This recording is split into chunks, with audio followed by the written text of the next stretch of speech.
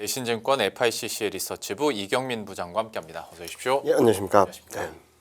제가 부장님과 오래 같이 해서 그런지 아니면 네. 내적 친밀감이 저 혼자만 있어서 아닙니다, 저도. 그런 건지 모르겠는데 네.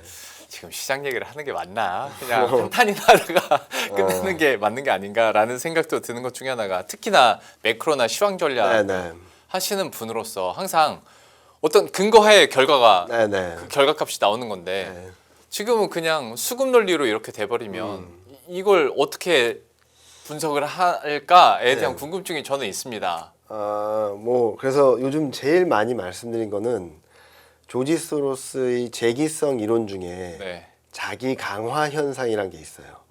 좋은 이론을 하나.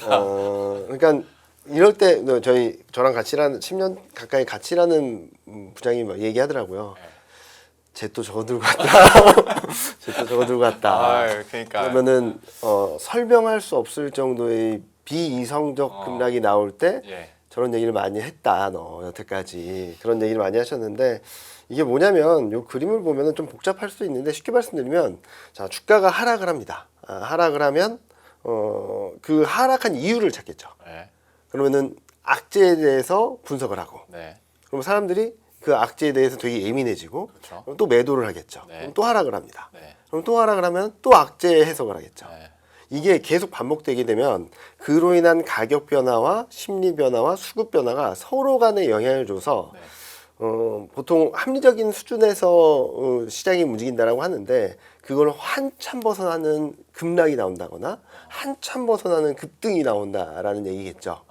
거꾸로 생각을 하면은 한 달 정도 되는 상황인데 6월 20일 날 고점을 찍을 때를 보면 굉장히 좋은 소식만 해석을 했던 거고 지금 상황에서는 악재란 악재들은 다 갖다 붙인 상황이라 볼 수 있겠죠. 그러니까 체감하는 게 딱 얘기해 주신 것처럼 한 달 전에는 시장이 어떤 소식에도 오를 준비가 돼 있었거든요. 네, 맞습니다. 근데 오늘장만 보더라도 그냥 떨어질 준비가 돼 있는 시장 같아요. 그래서 그런 흐름들이 반복되다 보니까 뭐 아까 노근창 센터님도 말씀해 주신 것처럼 팩트에 근거해서 우리가 분석을 하다 보면 이 정도는 아니구나라고 생각을 할 텐데 창신 메모리는 그때 급락하는 과정을 보면 창신 메모리는 결국에는 전자 닉스 MS를 잡아먹을 거고 노광 장비는 중국에서 개발하는 게 당연하고 이제 가속도가 될 거고 그런 것들이 계속적으로 시장에 영향을 줄 수밖에 없었던 거죠. 근데 되돌아서 보면 그 정도일까? 라는 생각을 하는 거죠. 그래서 저도 홍콩에 있는 아는 형님이 얘기해 줬는데 여기 분위기 창심메모리 그런 분위기 아닌데 너네 왜 그러냐 진짜. 얘네들 넓히지도 못하고 쌓지도 못한 애들을 가지고 왜 이렇게 해석을 하느냐 라는 얘기를 할 정도로 굉장히 격화되었다라는 거죠. 그래서 뭐 분명히 이유는 있겠죠. 요거를 좀 정리를 해서 말씀드리면 일단은 한국만 빠진 게 아니죠. 근데 특히 반도체 기업들 보면 전부 다 폭락했습니다. 그래서 시작은 글로벌 AI 반도체 변동성이 커졌다라는 건데 여기서 한국 중심은 왜 이렇게 많이 빠졌냐라는 건 또 다른 이유들이 있겠죠. 그게 2층이라고 말씀드린 건데 지수 집중도. 그때 보면은 6월 22일 날 반도체 시가총액 비중이 62%였습니다. 너무 높았죠. 맞아요. 대만에서도 보기 힘든 그런 반도체 쏠림 현상이 너무 격하게 나타났었고 그러다 보니까 글로벌 AI 반도체 기업들이 하락하고 급락을 하는 게 한국 증시에서만 반도체 기업의 문제가 아니라 증시 전체의 문제가 됐던 거죠. 그 와중에 급등을 야기했던 그러니까 62%까지 급등을 야기를 했던 레버리지 ETF가 이제는 반대 부메랑이 되어서 청산 충격을 주는 과정이 나타나다 보니까 굉장히 시장에 글로벌 증시 중에 코스피가 굉장히 타격을 크게 받았다 정도로 평가를 할 수 있을 것 같습니다. 그래서 이 와중에 여러 이슈들이 있었긴 했지만 앞서 말씀드렸던 자기 강화 현상이라는 것 때문에 악재가 악재를 낳고 매도가 매도를 낳는 그리고 급락이 급락으로 이어지는 그런 악순환의 고리가 계속적으로 이어졌다라고 생각을 하고 있고요. 그런 와중에 지난주 후반에 뭐 워낙 급락을 하긴 했지만 아래 꼬리를 단 흐름들이 나타났었고 주말에는 뭐 생각지도 못했던 바로 6,500을 넘는 그림들을 보여주면서 어마어마한 변동성 장세를 보여주고 있다고 생각하고 있어요. 그러니까 얘기해 주신 것처럼 4월 초에 CXMT가 상장했다면 딱 한 이틀 얘기하고 끝날 얘기였는데 지금 시장 센티가 이래버리니까 자꾸 뭐가 있는 거 아니야? 뭐가 그죠, 있는 거 아니야? 그죠. 계속. 저도 계속 그 질문 하시더라고요. 이렇게 빠진 거면 뭐가 있겠지라는 얘기를 계속 하시더라고요.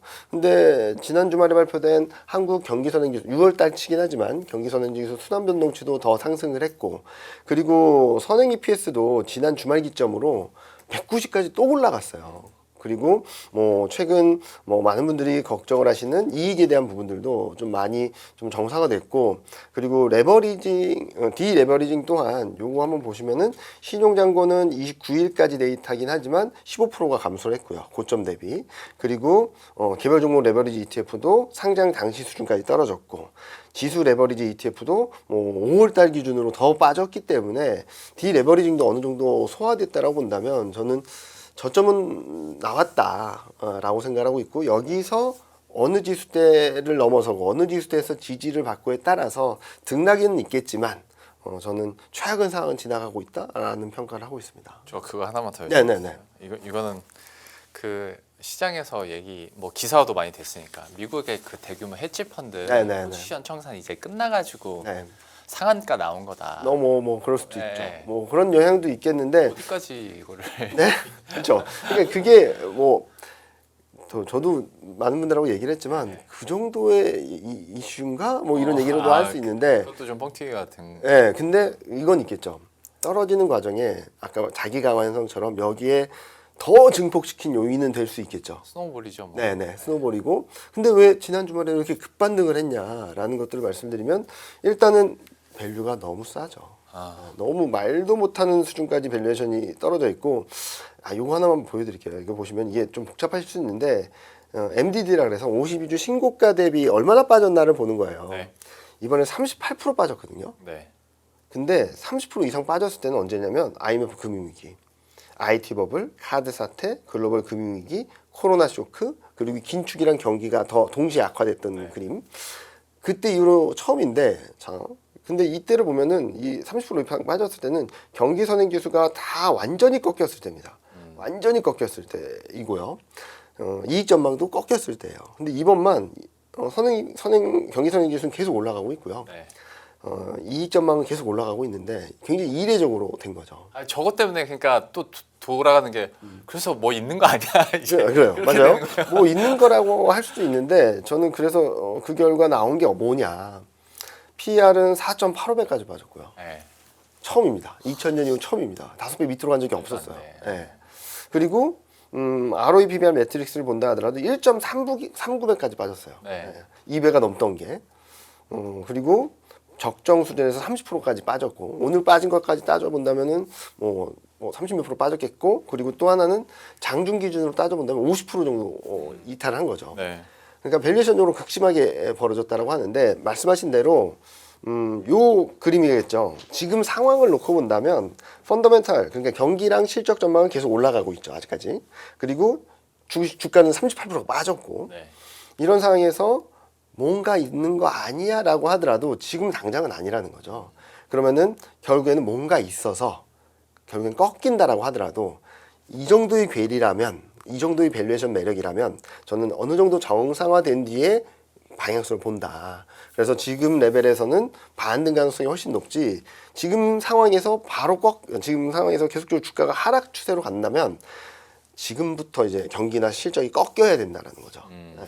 그래서 저는 아직까지는 그 가능성은 높지 않고, 저희가 아무리 베어리시하게 본다 하더라도 지금은 반등 가능성 충분히 열려 있다라고 말씀 많이 드리고 있죠. 그러니까 물론 뭐 밸류 때문에 무조건 이제 반등을 한다는 건 절대 아니지만, 사실 지금 장에서 더 빠지는 거면 과거 사례와 대비했을 때 시스템이 붕괴되지 않는 네. 이상, 그래서 더 빠지는 건 이상한 거거든요. 누가 그러더라고요. 한국만 폭격 맞았냐고. 그렇죠. 네, 한국만 그런 거예요. 네. 지금 시장 전체로 본다면 한국만. 그래서 지금은 앞서 말씀드렸던 대로 너무 과도하게 쏠림 현상이 나타났던 데 따른 부메랑, 네. 그리고 레버리지 ETF로 워낙 쏠림 현상이 심했던 데 따른 부메랑이 돌아오는 거라서, 네. 그 정도 주가 조정으로 소화됐다면 이제는 좀 어느 정도 바닥은 나온 거 아닌가라는 생각을 할 정도고, 만약에 한국만의 시스템 리스크가 있다? 뭐가 있을까요? 저는 아직까지는 찾지를 못해서. 만약에 시스템 리스크가 있다면 저는 미국이 더 있을 거라고 생각을 하거든요. 그리고 또 하나 여기다가 또 플러스 알파를 준 거는 트럼프죠. 네. 금리 자체, 그러니까 유가 자체를 높이면서 금리 자체가 높아지다 보니까 네. 하이퍼스케일러들에 대한 자금 부족 문제를 계속적으로 더 심각하게 받아들였던 것도 있다라는 네. 것들이 좀 총체적으로 좀 많이 흔들리게 만들었다고 생각합니다. 그것 때문에 지금 또 엔캐리 얘기 나오잖아요. 또. 관리한다고. 아유, 나 정말.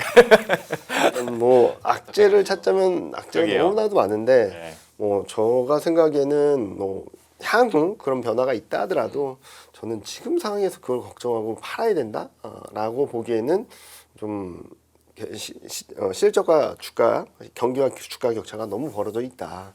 일정 부분 어느 정도 되돌린 뒤에 이게 꺾이는지에 따라서 같이 꺾이든지 아니면은 결국엔 꺾일 거야라고 하더라도 반등을 한 뒤에 더 올라가면 더 따라가는 그림이 나오겠죠. 네. 그 그림이 열려 있지 여기서 주가가 더 떨어진다, 계속 떨어진다. 그러면 지금부터 이게 꺾여 내려가야 되는 상황이 아닌가라는 생각을 하고 있는 거죠. 알겠습니다. 네.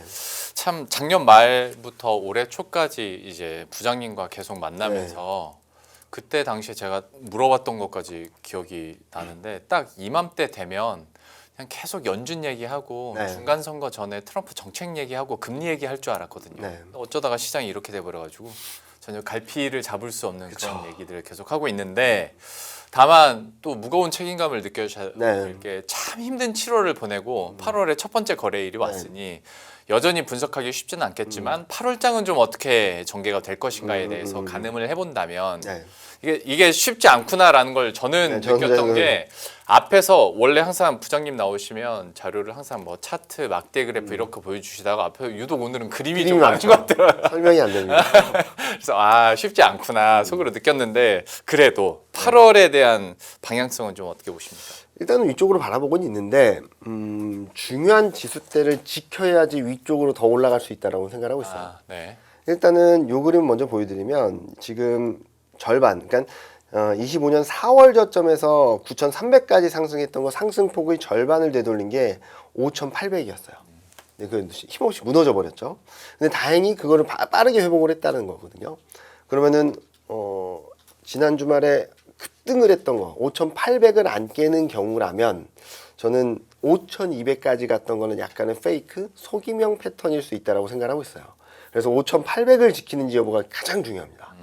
5,800선에는 뭐가 또 있냐면은 200일 이동평균선도 5,700선이거든요. 네. 그러니까 이걸 지켜내느냐가 기본적인 전제 조건이고 오늘 뭐 6천 초반까지 내려가긴 했고 지금 뭐 야간 선물이나 이런 것들 보면 좀 더 밀릴 수 있는 상황이긴 한데 6천선대를 지키는지도 좀 봐야 될 것 같아요. 네, 그래서 1차적으로는 6천선대를 지키는지 제가 여기 그렸듯이 좀 밀릴 수는 있다라고 봤는데 6천선대를 지키는지 여부가 중요하고 이게 밀린다고 하더라도 5,700, 5,800을 지키면 올라가는 그림은 맞다. 라고 생각을 하고 있어요. 그런 상황에서 또 하나 볼 거는 뭐 제가 좀 불안하게 봤었던 건데 매크로 리스크 인덱스가 지금 0.8 단기 지표가 0.8 이상 올라왔고 빅스도 20% 돌파 시도하다 꺾인 상황이라서 시장 상황은 여기서 바로 꺾이는 그림은 아니다라고 생각하고 있어서 좀 업사이드를 좀 높게 보자라는 말씀을 많이 드리고 있죠. 네. 그리고 자료를 조금 더 넘어가서 말씀을 드리면 일단은 뭐 이제 앞으로 봐야 될 것들은 이제 계속 실적 시즌이다 보니까 팔란티어, AMD, 슈퍼마이크로 그리고 8월 26일 엔비디아까지 실적을 봐야 되는데 제가 보기에는 전반적으로 뭐라 그러죠? 하드웨어 쪽이라서 저는 그렇게 나쁜 영향을 주진 않을 것 같다. 라는 생각을 하는 거고 일단 끝나고 근데 바로 또 잭슨홀 있잖아요. 잭슨홀 있죠. 근데 잭슨홀이 이번에는 주제가 비트코인 가상화폐 관련된 주제거든요. 여기서 뭐 충격을 줄 만한 얘기를 할까? 라는 생각을 조금 하고 있죠. 왜냐면은 케빈 허시 같은 경우는 비트코인에 좀 긍정적인 뷰를 갖고 있는 입장이라서 주제가 그렇게 됐는데 갑자기 생뚱맞게 다른 얘기를 하진 않을 거라고. 그리고 중간선거 전까지는 케빈 허시도 통화정책에 대한 말하기가 되게 곤란할 것 같아요. 그렇죠. 네네. 그래서 저는 저희 하우스뷰는 일단은 올해는 금리 인상은 없다라는 생각이고 만에 하나 금리 인상을 한다고 하더라도 12월 달에 하지 않을까? 중간선거 끝나고 모든 게 중간선거에 꽂혀 있다고 생각하거든요. 그러니까 트럼프가 좀 불안정하면은 타코하고 하는 게 트럼프 지지율하고 유가 흐름하고 같이 갑니다. 유가 오르면 지지율 꺾이고 그리고 또 요즘 들어서 말은 많은데 계속적으로 더 세게 안 나가잖아요. 액션은 말은 많고 스스로 거두고 있죠 오히려. 왜 그러냐면 지금 또 이란하고 분쟁이 격해지니까 지금 여러 여론조사나 뭐 이런 것들 나오는데 지금 블루 수입 가능성들이 높아지고 있어요. 여론조사 좀 쉽게 보면은 블루 수입 가능성이 최근 들어서는 43%, 공화당 민주당이 양분하는 거는 37% 역전됐다는 얘기들이 나오고 있거든요. 이래서 지금 좀 조바심이 나는 거 아닌가? 바로 레임덕이죠 그러면. 레임덕이 문제가 아니라 뭐 더 큰 문제가 벌어질 그렇죠. 수 있죠. 그래서 그런 문제가 있을 거고 그러다 보니까 이란도 이걸 아니까 계속 이용하고 뭐 압박하고 그런 상황이라고 볼 수 있겠죠. 그래서 지금 상황에서 좀 반등 시도가 있다라고 한다면 저는 아까 말씀드렸던 6,800을 넘어야지 이제 좀 한숨 돌린다라고 생각하고 있어요. 요 그림 보시면은 고점 대비 하락폭의 한 38.2% 되돌림이 6,800선 정도고, 그리고 요 밑에 그림 보시면 밸류에이션 적으로도 의미 있는 지수대가 6,500에서 6,800선에 이렇게 다 밀집되어 있거든요. 네. 그래서 요걸 못 넘어서, 그러니까 지난 주말에 되게 급반등을 했지만 오늘까지 올라서 6,800을 넘었다라고 하면은 자 이제 좀 한숨 놓고 좀 밀린다 하더라도 6,400에서 지켜보시죠라고 할 텐데, 지난 주말에도 6,500선까지 가고 오늘 급격하게 좀 밀리는 그림이라서 조금 시장은 좀 지켜봐야 되는 수준까지 왔다. 근데 최악은 상황은 지났다라는 판단을 하고 있고요. 그래서 아까 그림 보여드렸던 것처럼 위로 좀 업사이드가 남아있다라는 평가를 하고 있고, 지금 7배가 8,200이고요. 네. 8배가 9,300입니다. 무슨 의미가 있겠어요? 제 그런 게. 근데 많은 분들이 의미가 없다라고 하셔도 솔직히 말씀드리면은 저희 입장에서는 이익 전망에 대한 부분들이 다시금 올라오고 있거든요. 네. 전자 같은 경우도 26년, 27년 이익 전망이 다시금 상향 조정되고 있고, 닉스까지만 턴어라운드 실적 전망이 상향 조정되는 그림이 나온다면 저는 충분히 갈 수 있는 영역이 아닌가. 아마 제가 이렇게 말하고 있는데 앵커분께서 그렇게 무슨 의미가 있습니까 해가지고 그래도 의미가 있겠다라는 생각을 하고 있어요. 아니 근데 저도 오죽 답답하면 아까 들으셨겠지만 그 센터장님께도 마지막 질문으로 주가가 실적에 수렴할까요? 너무 맞아요. 답답해가지고 답답하죠. 네, 수렴만 해줘도 지금 상황은 많이 탈피할 텐데 어쨌거나 8월 같은 경우에 더 이상 안 먹혔죠. 아무것도 안 먹혔죠. 아무것도 안 먹혔죠 진짜로. 네. 8월은 좀 반등을 해야 될 텐데. 그렇죠. 한번 지켜- 반등을 할 걸로 예상을 하고 있고 네. 너무 걱정하지 말자라는 말씀 많이 드리고 싶습니다. 참 이게 그러니까 하루하루 살고 하루하루 투자 시장에 있다 보니까 그 걱정들이 좀 커지는 것 같아요. 지금 제일 부러운 사람은 그래서 우리 부서에서 2주 동안 신혼여행 간 부서원이 있는데 제일 부럽습니다. 갔다 오면 다시 제자리 찾을 수도 있어요. 저도 그럴 수도 있을 것 같아요. 네. 우리만 마음고생한 거죠 뭐. 그래서 말씀하셨던 대로 이게 무슨 의미가 있습니까? 라고 했던 것들이 실적 전망이 떨어지고 있다, 하향 조정되고 있다라는 것 때문인 것 같은데, 여기를 한번 보여드리면 일단은 2분기 그러니까 7월 10일 이후 이익이 얼마나 바뀌었는지 보니까 최근 들어서 코스피는 2분기 이익 전망은 올라갔어요. 근데 이 3분기, 4분기는 안 올라왔는데 지난주 들어서 반도체 특히 전자가 7.9조 그리고 그리고 27년도 6.8조 상향 조정됐고, 최근 실적 전망을 끌어내린 건 닉스 하나예요. 닉스 하나. 그리고 반도체를 빼고 본다면 2분기는 6.5조, 3분기, 4분기도 상향 조정됐고, 연간으로는 6.6조, 27년 4조 5천억이 좀 상향 조정돼서, 그러니까 이익 전망이 떨어지고 있으니까 밸류에이션 의미가 없어가 아니라 닉스만 좀 안정되면 실적 전망 다시금 상향 조정될 수 있어서 그런 것들이 좀 들어온 데까지 좀 시간이 걸릴 뿐이지 방향성이 바뀐 건 아니다라고 생각하고 있습니다. 알겠습니다. 한번 긍정적인 8월의 흐름들 기대를 해보면서 하나만 더 여쭤보고, 네.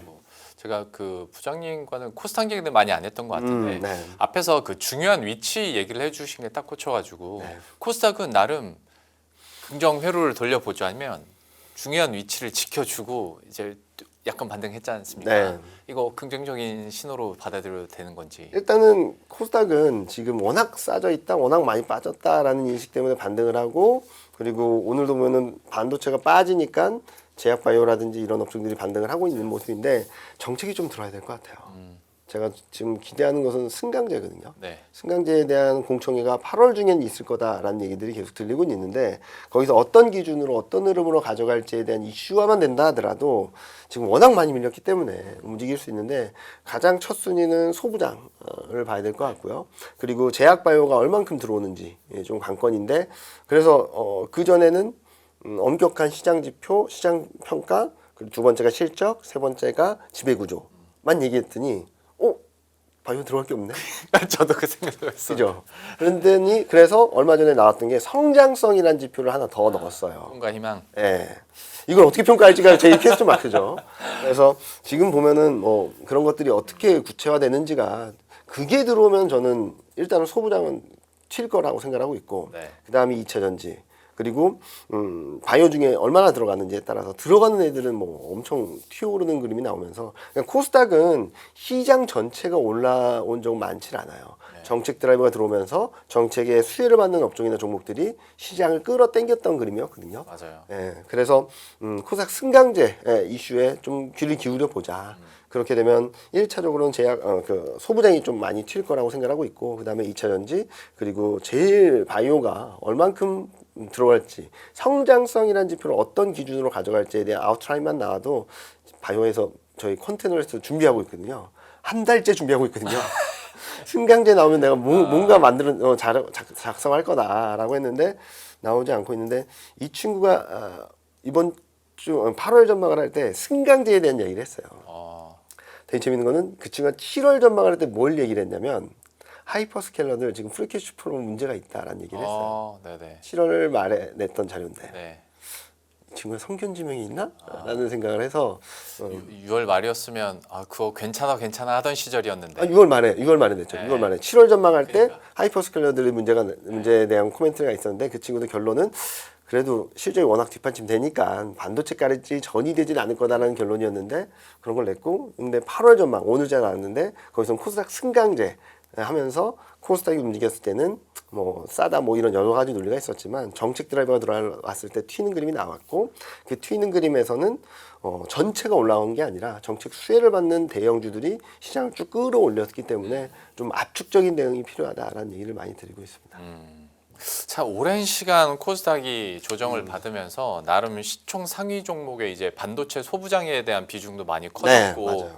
올라서 탄력만 받는다면 준비는 어느 정도 돼가고 있는 것 같아요. 정책적인 부분만 딱 티핑 포인트가 있어 준다면 코스닥도 좀 이제는 한숨을 털고 올라갈 수 있을지도 한번 기대해 보도록 그리고 하겠습니다. 또 하나는 채권금리도 좀 내려와요. 네네. 그러니까 코스닥이 와장창 깨지기 시작한 거는 네. 채권금리에서 시작된 거였거든요. 그런 것들을 좀 보시면 될 것 같습니다. 뭐 중간선거 전까지 근데 잡히긴 잡히는 겁니까? 일단은 타코 하면은 일단 내려오겠죠. 저희는 내려온다라고 보고 있고 왜냐면은 유가 영향이 좀 물가에 큰 영향을 주고 있기 때문에 지난번에 보셨잖아요. CPI, PPI 다 예상치 하회한 것들. 네네. 그리고 아직까지 휘발유 가격이 유가를 따라오지는 못하고 있거든요. 그래서 일단은 유가가 $70 초중반 또는 $70 살짝 깨는 정도까지만 내려와 준다면 저는 충분히 채권금리도 어느 정도 안정화될 수 있는 그림. $1 환율이 누가 1,420원까지 갈 줄 알았겠습니까? 불과 몇 주 사이에. 뭐 하이닉스 덕분 아닙니까? 그렇긴 하죠. 그렇긴 한데 한 닉스 때문에 이 정도까지 빠질까라는 생각을 하는 거죠. 그러니까 지금 보면은 모든 게 과한 것 같아요. 맞아요. $1 환율도 1,560원까지 갈 이유는 없었거든요. 거기까지 갔다 갑자기 1,420원까지 내려오고 코스피도 9,300까지 갔다가 갑자기 5,200까지 가고 좀 위든 아래든 좀 과한 흐름들이 나오고 있어서 좀 변동성에 조금 노출된다 하더라도 좀 진정하시는 게 맞지 않을까. 좀 과한 흐름이 나오면 또 거꾸로 말씀드려서 반등할 때도 좀 과한 흐름이 나오고 있지 않습니까? 네. 그런 그림들은 뭐 충분히 열려 있어서 너무 걱정하지 말자라는 지금 레벨에서는 너무 걱정할 필요 없다라는 말씀 많이 드리고 있습니다. 알겠습니다. 시장에 대해서 또 8월 증시 전망에 대해서 또 꼼꼼하게 얘기를 해주셨으니까 참고하시길 바라겠고 부장님과는 이 정도로 마무리 짓고 인사드리도록 하겠습니다. 대신증권 FICC 리서치부 이경민 부장과 함께했습니다. 오늘 말씀 고맙습니다. 감사합니다.